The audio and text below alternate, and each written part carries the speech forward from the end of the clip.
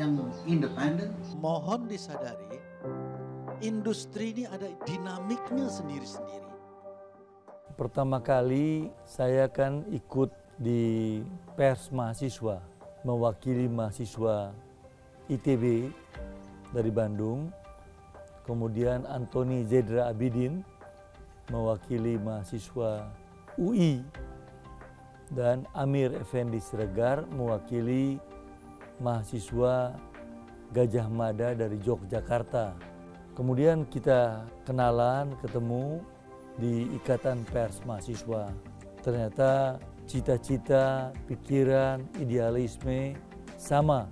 Sejak itu saya mengagumi Pak Amir karena kakinya sebelah itu kan sakit, tidak punya kemampuan, tetapi semangat spiritnya luar biasa.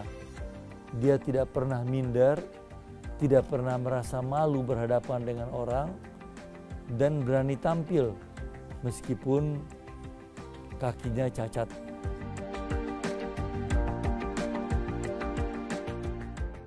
Saya kemudian mengembangkan usaha Bukaka Teknik Utama, dan kemudian kita bersama-sama dengan Pak Musa, juga sekarang guru besar sama dengan saya.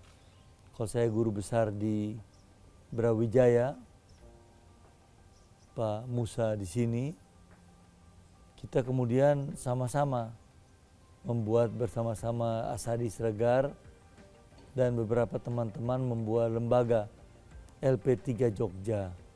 Tujuan kami adalah untuk kepentingan daripada jurnalisme di Indonesia. Dari sana saya terus mengembangkan Bukaka Teknik menjadi perusahaan besar engineering. Pak Musa mensuplai barang-barang permesinannya, dan Pak Amir ketika itu akhirnya dengan saya mengembangkan majalah Warta Ekonomi.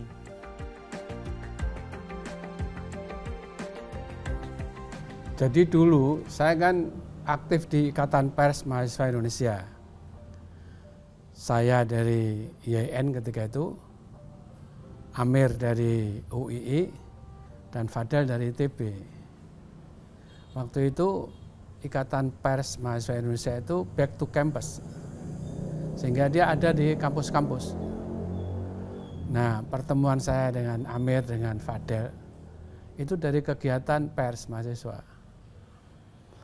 Nah, sejak kita ketemu di pers itu, lalu kita merasa bahwa ini kegiatan pers itu kegiatan kita, cocok dengan sifat-sifat saya, Amir, dan juga Fadel. Sifat yang memang pada dasarnya mempunyai kebebasan berpikir gitu. Jadi sebetulnya ya, tiga serangkai itu saling melengkapi. Saya butuh Fadel, Fadel butuh Amir, Amir butuh saya, jadi muter gitu. Karena kan dulu ya, masih rumah bapak orang tuanya masih di Matraman kalau nggak salah, di Kebon Manggis itu. Saya sering kalau di Jakarta bertiga tidur di tikar sambil ngobrol, selalu bicara soal itu. Jadi kan meskipun Fadel itu seorang pengusaha besar ya, meskipun dia punya dunia yang seperti yang Anda lihat ya, di dunia kekuasaan, dan sampai sekarang dia ada di situ, tapi dia masih tetap bicara soal idealisme dengan kita. Kedua juga saling mengisi, saling membantu. Dan ketika terbuka, ini orang tiga ini, saya, Amir, Fadel itu, saya tahulah rahasia yang tidak boleh dibuka di depan umum. Itu saya simpan sampai akhir hayatku ya. Itu ketiga itu. Jadi pertemuannya di situ, bahwa hidupnya beda, iya. Fadel dengan citra hebat itu, yang selalu dia jaga ya, kan keren gitu kan. Saya yang diso itu, Amir yang sederhana, tapi masing-masing kita memberikan kontribusi. Ya, itu aja menurut saya ya. Mungkin enggak tahu orang lain, tapi kami bertiga itu kayak itu, paduan yang saling melengkapi. Dan sampai akhir hayatnya saya kira kita terus begitu. Itu sudah saatnya kita membutuhkan sebuah lembaga penyiaran publik yang disusun oleh undang-undang khusus. Saya kenalan sama almarhum ini, itu sama-sama satu angkatan. Dulu namanya Fakultas Teknik Sipil. Satu angkatan tahun 1970. Nah, satu angkatan itu banyak. Satu angkatan banyak. Nah, akhirnya kan terkelompok-kelompok gitu. Lah, almarhum ini, Amir ini satu kelompok dengan saya. Nah, yang luar biasa itu, saya nggak tahu sekarang ada lagi atau tidak. Itu sekitar tahun 72, saya lupa, mungkin 71 akhir atau 72. Itu Amir ini menginisiasi ada sebuah acara, sebuah agenda. Yang kalau Anda bisa cari datanya atau hasilnya, itu bagus. Yaitu eksposisi pers kampus se-Indonesia. Itu yang kadang-kadang bikin heran. Teknik sipil bikin eksposisi pers kampus se-Indonesia. Saya bingung itu.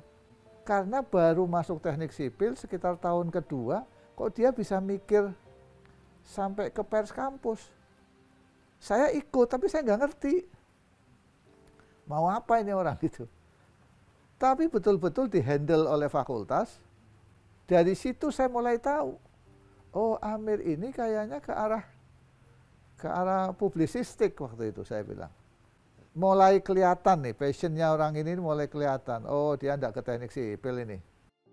Saya lupa, apakah tahun kedua atau tahun ketiga, Amir ini daftar di dulu Sospol UGM. Daftar, diterima, masuk. Sebentar ngerangkep. Saya udah bilang, nggak mungkin lah lu ngerangkep. Saya bilang, nggak mungkin lah. Dia pilih salah satu yang cocok mana. Wah, aku tobat di teknik sipil itu. Kemudian akhirnya dia lulus dan setahu saya dia ke Amerika. Dia sampai master kalau nggak salah, dia tidak sampai ke doktor.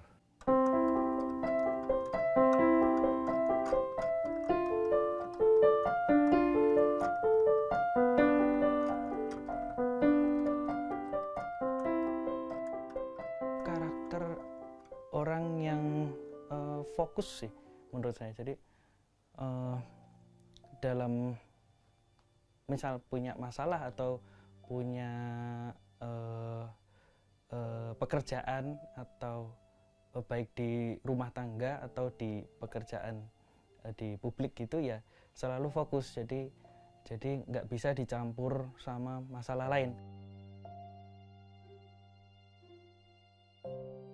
Memperlakukan anaknya itu sebenarnya agak beda. Jadi cukup demokratis dan yang paling bebas itu ya saya ini. Saya dibebaskan mau ngapain aja gitu. Jadi mau ngeband juga nggak apa-apa, mau main sini main apa gitu. Kalau misal ada masalah, misal kakak saya mau kuliah di Bandung misalnya gitu ya. Nah, itu dirapatin satu keluarga. Nanti jadi satu keluarga itu ngumpul terus ngobrolin, ini Mas Didit mau ke Bandung nih. Terus dijelasin nanti di sini, nanti di situ, nanti Bana dah nggak ada kakak lagi di sini, kakaknya. Nah, seperti itu. Begitu juga saya kalau pas mau kuliah juga dirapatin gitu. Terus ketika bapak pindah kerjaan kan itu waktu di Jakarta itu sempat pindah kantor.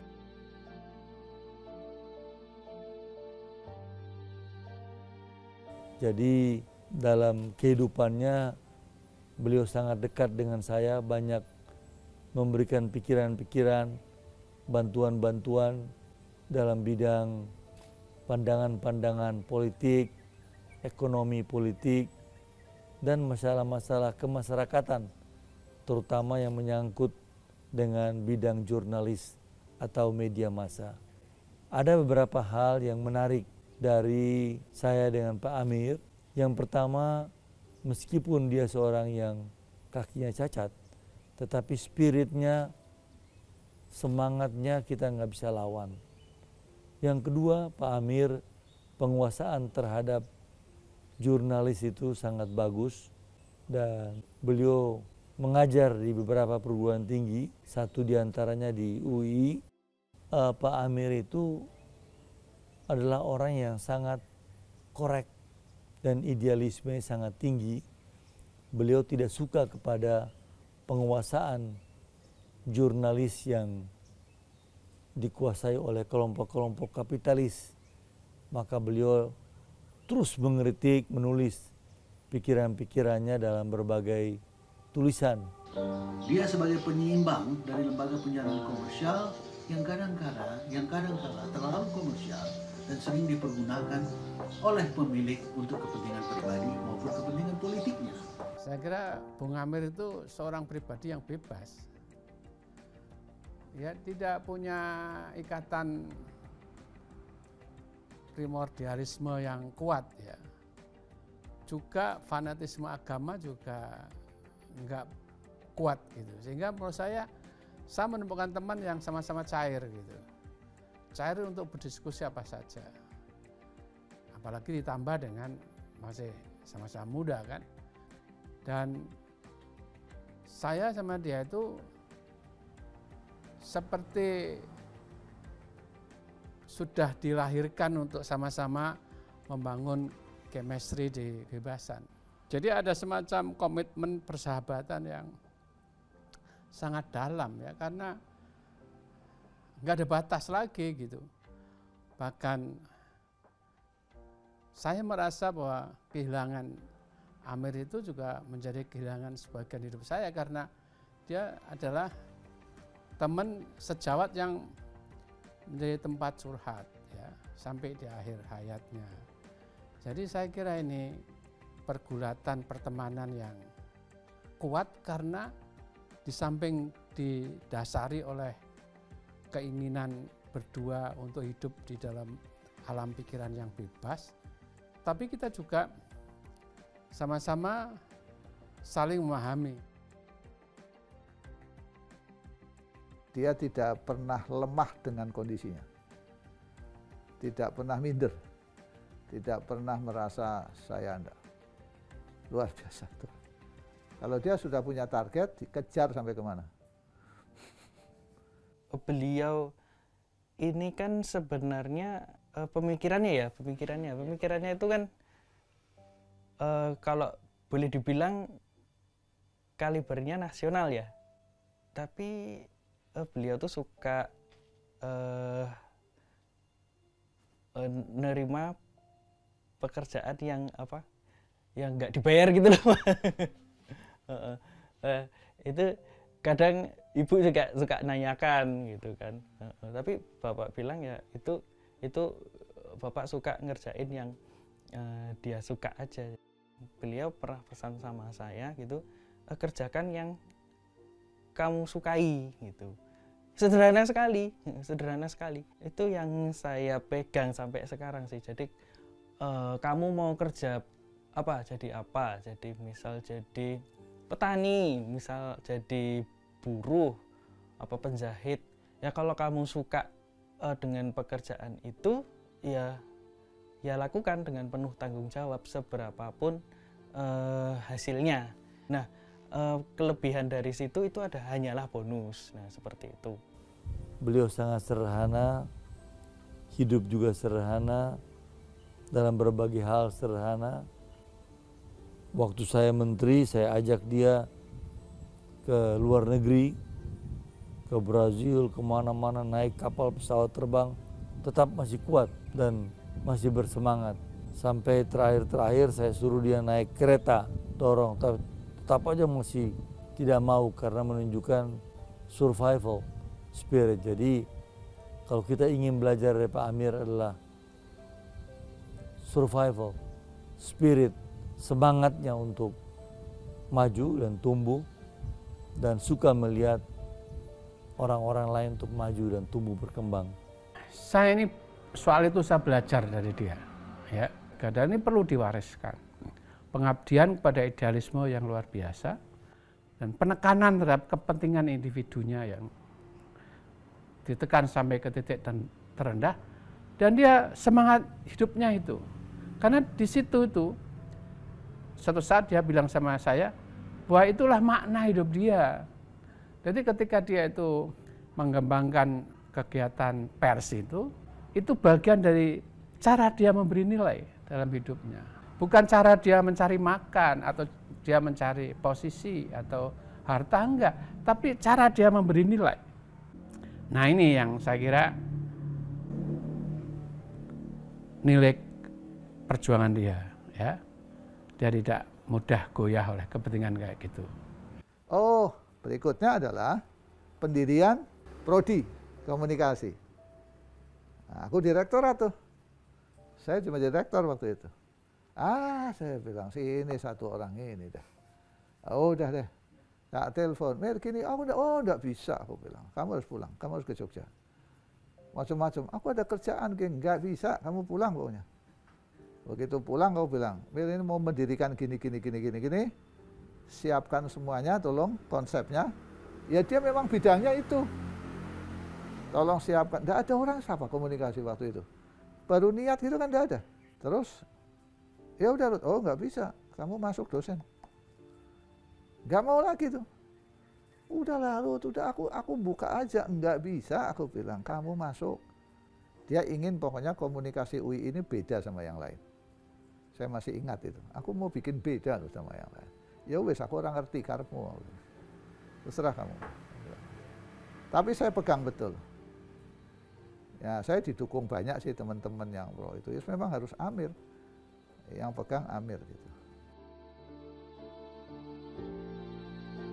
Bapak itu suka ngajak salaman gitu. Ngajak salaman terus tapi lama Mas. Jadi sekitar 5 menitan ada itu salaman gini, terus ya sambil saya pijat-pijat tangannya itu, katanya supaya pikirannya bisa jernih gitu. Sampai sakit itu juga suka gitu. Ya udah saya salam gitu. Ya mungkin merasa nyaman aja disalamin gitu sambil saya pijit-pijit gitu kan. Kadang Bapak tuh juga ngelucu sih, ngasih jok-jok kodian gitu ya. Terlalu cepat Pak Amir pergi meninggalkan kita, meninggalkan saya di saat saya masih membutuhkan dia untuk memberikan masukan-masukan. Apalagi saya sekarang menjadi wakil ketua MPR, di mana membutuhkan masukan-masukan dalam bidang jurnalis, dalam bidang kemasyarakatan. Tapi ketika menoleh ke kanan, teman dekat saya tidak ada lagi. Harapan saya adalah bahwa apa yang saudara buat ini bisa menjadi suri teladan, menjadi pelajaran buat generasi muda.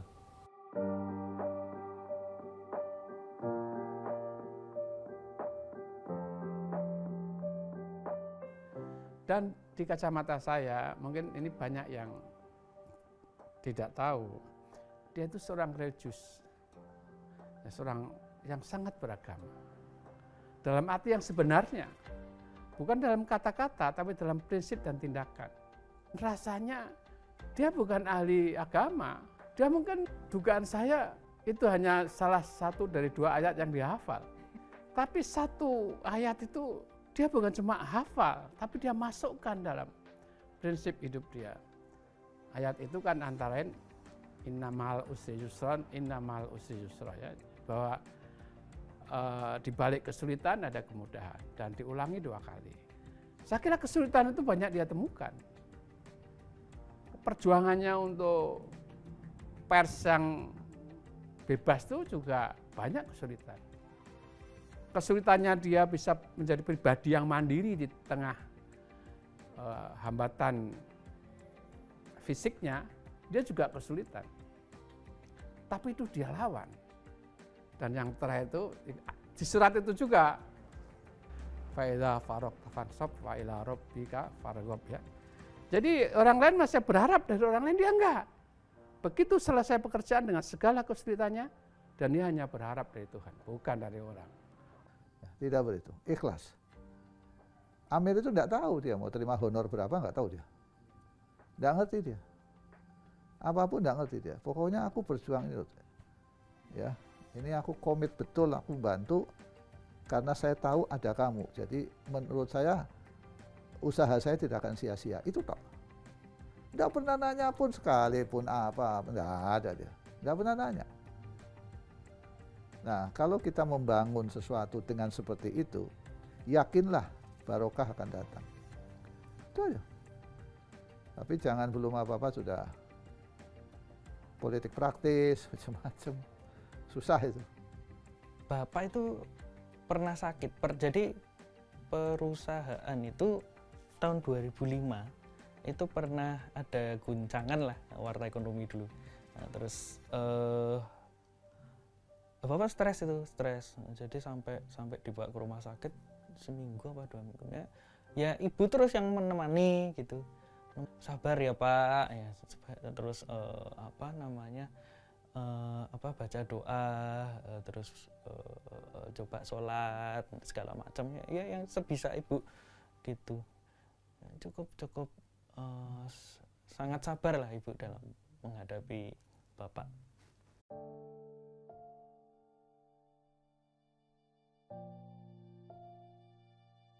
Kalau ibu kan agamanya lebih kuat gitu. Kalau menurut saya ya agamanya lebih kuat daripada bapak gitu. Jadi ibu ngisi di spiritualnya gitu. Kalau bapak kan orangnya saintifik banget mas, gitu. Ilmiah, saintifik banget. Jadi perlu ada keseimbangan sih kalau menurut saya antara spiritual sama saintifik biar nggak terlalu jomplang.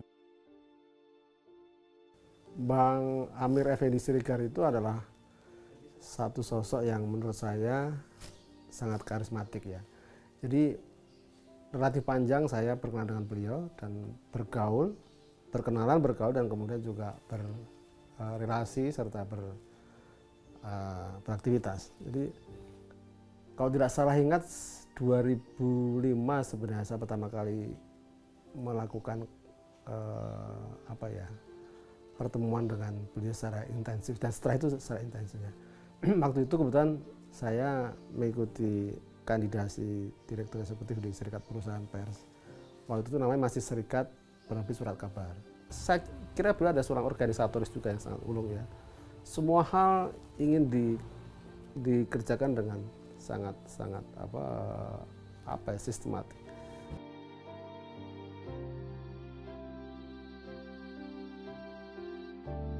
Pertama kali jadi saya mengenal Bang Amir itu sejak tahun 1991. Jadi udah lama sekali ya. Persisnya saya bertemu dengan Bang Amir itu sekitar artinya face to face begitu bertemu itu tahun 92. Ketika saya harus mengambil mata kuliah komunikasi pembangunan dan manajemen media massa. Saya masih ingat betul itu untuk mengambil mata kuliah Bang Amir itu harus berkompetisi. Karena apa? Banyak sekali peminat mahasiswa yang ingin mengambil mata kuliah tersebut. Sebenarnya saya merasa banyak materi baru ya, yang betul-betul di luar perkiraan saya, bahwa materi itu kemudian kontekstual di zaman itu. Nah, dari Bang Amir ini, saya kemudian mendapatkan satu pelajaran bahwa institusi media ya tidak cukup hanya didekati dengan perspektif ekonomi, tetapi juga harus dari perspektif sosial. Institusi media itu juga harus dilihat sebagai institusi sosial di mana masyarakat itu membutuhkan media itu untuk berbagai macam tujuan mereka. Kalau hanya berpikir tentang cari duit, ya, itu sebaiknya bukan menjadi core dari manajemen media. Tetapi bagaimana memenuhi harapan publik atas hak informasi, hak pendidikan. Saatnya sekarang kita memberikan perhatian terhadap lembaga penyiaran publik yang independen, yang netral, yang bekerja untuk kepentingan publik, ditujukan kepada setiap warga negara. Jadi saya berkenalan dengan Bang Amir ya, atau Amir Effendi Siregar itu pertama ya dari buku atau dari karya intelektual beliau. Satu, yang kedua dari berbagai kolega yang saya temui terkait dengan kegiatan beliau ya. Ya memang pertemuan saya dengan Bang Amir itu saya kira penuh warna ya, penuh warna dalam arti gini, kita bisa bertemu sebagai teman diskusi ya, beliau diskusan yang cerdas, yang humble gitu. Saya bisa mengemukakan ide lalu beliau merespon dan kita berdebat secara intelektual. Secara umum saya punya kesan begini, selain sebagai seorang guru ya di bidang pers, terutama demokratisasi pers, beliau saya kira ada juga seorang kawan ya. Beliau cerita bahwa di keluarganya saja, cucunya aja diminta manggil beliau Bung. Jadi Asmono, cucuku sendiri pun aku minta manggil saya bukan sebagai kakek tapi Bung. Itu menunjukkan bahwa satu, beliau sangat egaliter, dan yang kedua beliau ingin menempatkan diri sebagai seorang kawan di dalam pergaulan dengan siapapun. Beliau saya kira juga sangat perfeksionis. Ketelitian beliau terutama di dalam risalah-risalah organisasi itu menunjukkan bahwa beliau adalah seorang yang perfeksionis menurut saya. Yang berikutnya saya melihat bahwa beliau juga seorang yang ngomong ya, relatif ngomong. Kalau lama nggak jumpa, beliau selalu menanyakan betulkah situasi di organisasi betul-betul aman, betul-betul kondusif. Nah, dan yang terakhir saya kira yang kelima atau keenam, beliau itu adalah orang yang sangat percaya kepada orang yang dipercaya betul. Jadi sekali beliau kasih kepercayaan, menurut saya itu lama beliau akan percaya betul. Untuk saya ya, prinsip yang saya bisa belajar dari Bang Amir itu adalah bekerja dengan hati. Bagaimana kemudian Bang Amir mengaktualisasi itu ya, bagaimana bekerja dengan hati, itu saya lihat ya, bagaimana beliau punya komitmen yang sangat besar untuk mengajar di UGM. Waktu itu Bang Amir itu pulang balik begitu Jakarta Jogja ya, yang 2 kali ya dalam seminggu itu beliau harus ngajar manajemen media dan komunikasi pembangunan. Itu bagi saya satu komitmen ya yang cukup besar begitu dicurahkan oleh seorang Bang Amir. Kalau dibandingkan dengan gaji tentu saja tidak seberapa. Gaji beliau waktu itu saya masih ingat sekitar 50-60 ribu satu bulan gaji. Itu kalau dibandingkan pengorbanan beliau dalam arti pengeluaran pulang Jakarta Jogja itu tentu tidak berbanding begitu. Waktu itu saya dan teman-teman membuat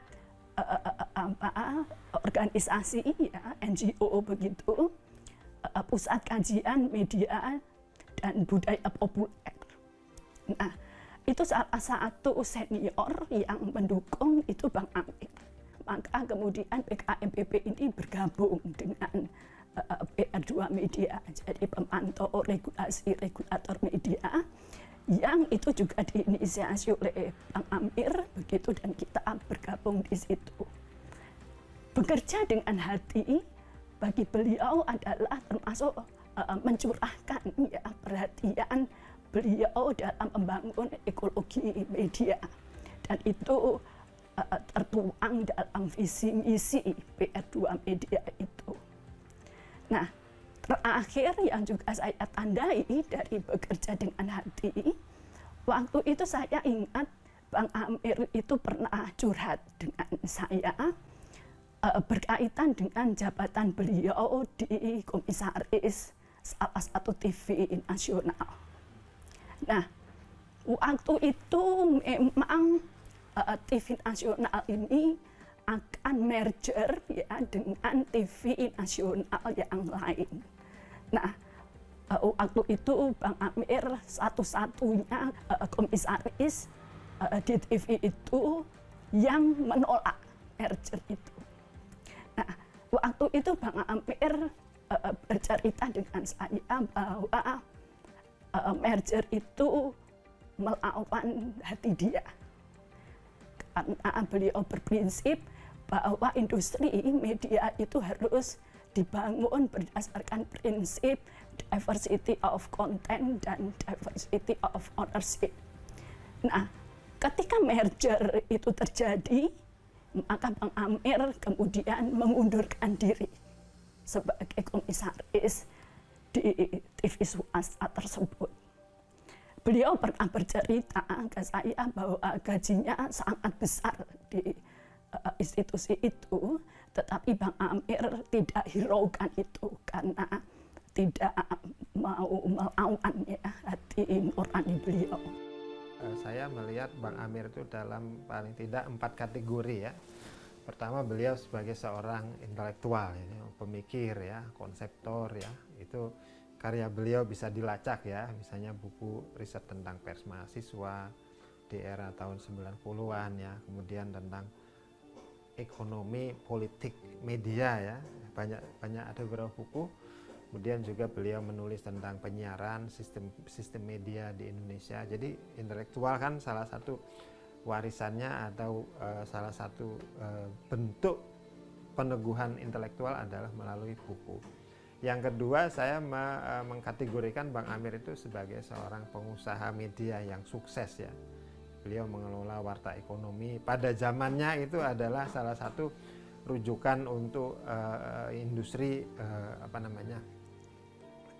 industri servis ya, layanan perbankan dan segala rupa. Kemudian beliau saya kategorikan juga sebagai tadi aktivis demokrasi, pendukung kebebasan pers. Nah, yang terakhir saya mengkategorikan beliau itu sebagai regulator ya. Regulatornya orang yang menjadi pengatur resmi dari pers, yaitu ketika beliau menjadi anggota Dewan Pers. Kalau kita melihat dari sisi kami di SPS ya, saya sebagai waktu direktur eksekutif dan sekarang menjadi sekretaris jenderal, sebenarnya saya jadi sekjen hari ini adalah meneruskan profesi, meneruskan jabatan beliau dulu gitu, ya kan. Saya kira beliau itu sangat concern pada apa yang disebut dengan undang-undang pers. Beliau melihat bahwa undang-undang pers dan kemudian undang penyiaran ini adalah salah satu legasi penting tonggak kemerdekaan pers di industri pers maupun penyiaran. Yang kedua adalah pada industri terutama adalah ikut mendorong bahwa pemikiran tentang konvergensi itu betul-betul harus menjadi sebuah masa baru. Jadi media cetak kemudian tidak semata-mata harus bersaing vis-a-vis dengan televisi atau vis-a-vis dengan radio atau vis-a-vis dengan media online itu sendiri. Pada akhirnya isu konvergensi itu sebenarnya sudah muncul di 2005, 2005-2006 ya. 2005-2006 ketika saya masuk SPS sudah mulai muncul pelan-pelan. Jadi ada dua hal besar saya kira sumbangan beliau pada negara, pada bangsa ini. Nah, sampai hari ini lembaga ini masih eksis ya. Artinya karena apa? Karena memang persoalan yang menjadi concern Bang Amir juga masih belum selesai ya. Tata kelola penyiaran kita, pers kita. Lebih dari itu, memang lembaga ini kan memang tidak boleh berhenti melakukan eksplorasi. Masyarakat sipil di bidang media itu harus tetap kuat ya. Dan salah satu yang diperlukan itu adalah PR2 Media. Di samping ada banyak lembaga lain yang Bang Amir juga terlibat, misalnya Koalisi Nasional Reformasi Penyiaran, terus yang kemudian juga saya kelola bersama kawan-kawan yang lain namanya Rumah Perubahan LPP, itu beliau juga menjadi inspirator dan penggerak.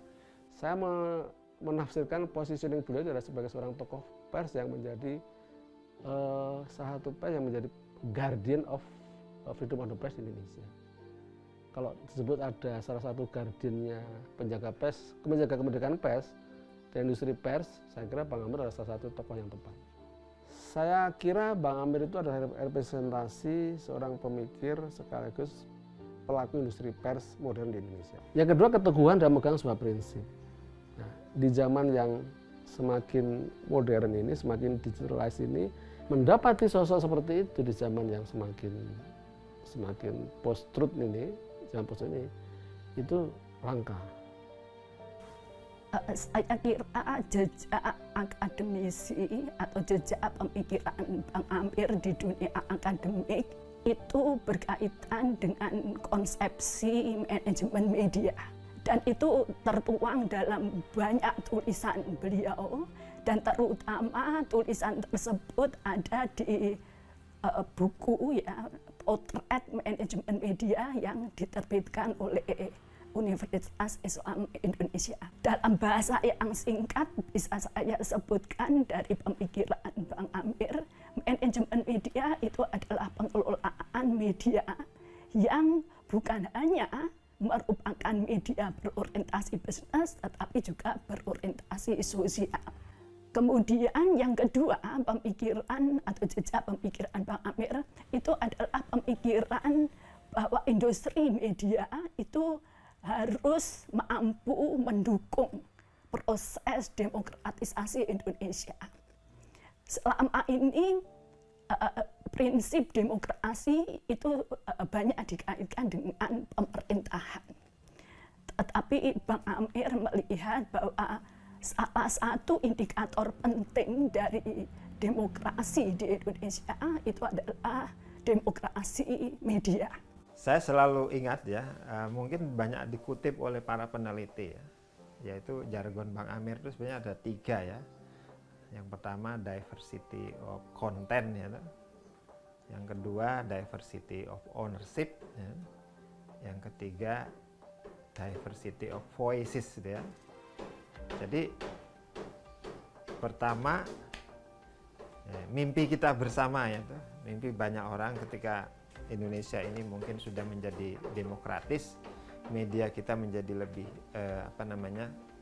pro kepada kepentingan publik, maka alat ukurnya adalah itu. Pertama, terciptanya satu keberagaman dalam hal konten, tidak Jakarta sentris, Jawa sentris itu ya. Terus keberagaman pemilik gitu, tidak terpusat di sekelompok orang ya, tidak terpusat pada orang yang punya motif ekonomi, tapi ada media publik, komunitas dan sebagainya. Itu keberagaman pemilik.